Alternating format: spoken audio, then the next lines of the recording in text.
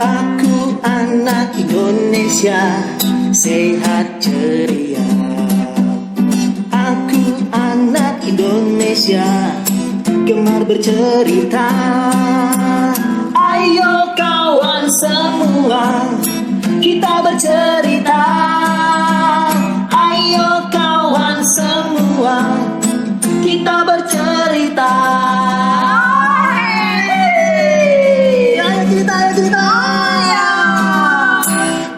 Pada zaman dahulu kala, hiduplah seorang pemuda yang bernama Sangguana.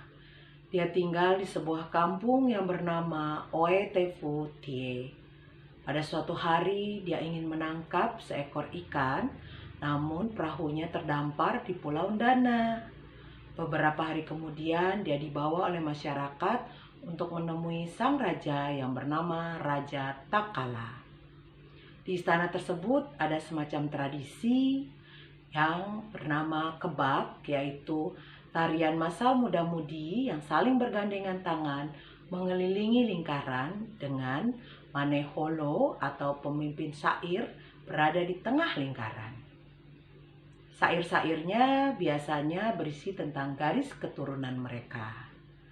Dan karena Sangguana berbakat dalam seni, maka dia menjadi pusat perhatian para muda-mudi dan selalu menjadi maneholo. Tak terkecuali sang putri yang jatuh hati terhadap Sangguana. Dia pun menemui Sangguana dan berkata, "Sangguana, maukah kau membuatkan aku sebuah alat musik yang cukup unik bentuknya, namun nadanya sangat indah. Kalau kau bisa mengabulkan permohonanku, nanti kau bisa menikah denganku," kata sang putri. Sangguana hanya menjawab, "Baiklah sang putri, akan hamba coba. Namun beri hamba waktu beberapa minggu," jawab Sangguana. Pada suatu malam, Sangguana bermimpi duduk di halaman istana sambil memetik sebuah alat musik yang berbentuk seperti setengah lingkaran, namun agak lebih cekung, terbuat dari daun lontar dan berisi 7 dawai. Namun tiba-tiba Sangguana terkejut. Dia bangun dari mimpinya, namun dia selalu mengingat mimpinya tersebut. Berdasarkan mimpi itu, dia coba buat menjadi alat musik. Dia siapkan daun lontar yang sudah dikeringkan, lalu daun lontar itu dipakai sebagai alas dari setengah lingkaran alat musik ini. Dan untuk dawainya dipakai akar pohon beringin yang sudah dikeringkan. Tapi bagaimana cara menyatukannya? Tanya Sangguana dalam hati. Tiba-tiba tanpa sengaja dia melihat seekor laba-laba yang sedang membangun sarangnya.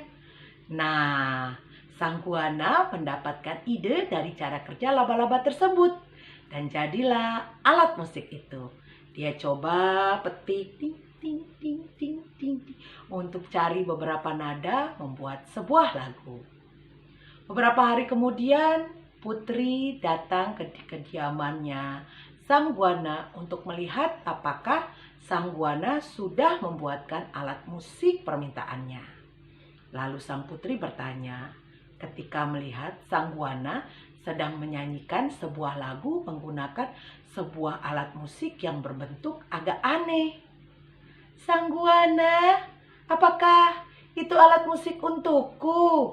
tanya sang putri. "Betul sang putri, ini alat musiknya," jawab Sangguana. "Wah, bagus sekali. Kamu beri nama apa alat musik ini?" Kemudian Sangguana menjawab, "Hamba beri nama Sandu, yang artinya bergetar sang putri. Tapi tadi aku juga mendengar kamu sedang menyanyikan sebuah lagu. Lagu apa itu?" tanya sang putri. Sandu kembali menjawab, "Hamba beri nama Sari Sandu lagunya sang putri." "Oh, "Bolehkah aku memegang alat musik itu?" tanya sang putri. Sang Guana kembali memberikan alat musiknya kepada sang putri. Lalu sang putri pun berkata, "Karena alat musik ini sudah diberikan kepadaku dan menjadi milikku, maka akan kunamakan sesuai dengan bahasa daerahku, yang artinya hitu atau 7. Sedangkan lagu yang tadi kau nyanyikan akan kuberi nama Depo Hito, yang artinya 7 dawai yang bergetar."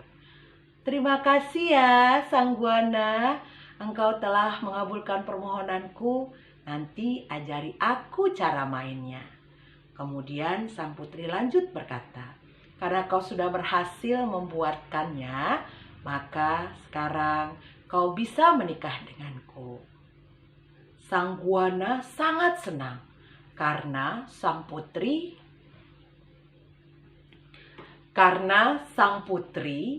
ternyata menyukai alat musik buatannya. Dan mereka akhirnya menikah, hidup bahagia selamanya. Demikianlah cerita tadi yang merupakan asal-usul dari sebuah alat musik petik yang berasal dari Pulau Rote, NTT.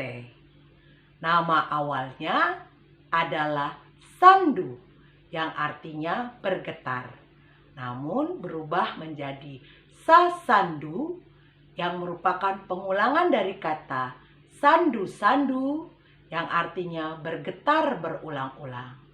Dan masa ini terkenal dengan nama Sasando. Namanya sudah terkenal di mancanegara. Sasando ini terdiri dari sasando gong, sasando bio, dan bahkan mengikuti perkembangan zaman, sasando elektrik. Zaman dahulu ada mitos, jika ingin terampil memainkan sasando, harus menangkap seekor laba-laba, kemudian dihancurkan, diremas, dicampur ke dalam minyak kelapa, lalu diborehkan ke jari-jari agar jari-jarinya menjadi terampil. Inilah salah satu alat musik tradisional dari Pulau Rote, NTT. Demikianlah cerita Anak Nusantara episode 4 dan merupakan episode terakhir bersama Kak Fadila dan Warta Kota. Nantikan serial episode cerita Anak Nusantara lainnya dengan pendongeng yang berbeda. Terima kasih. Cintai negerimu, cintai budayamu. Terima kasih semua.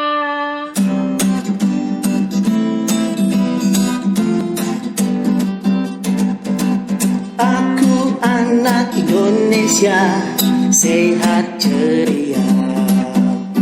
Aku anak Indonesia, gemar bercerita.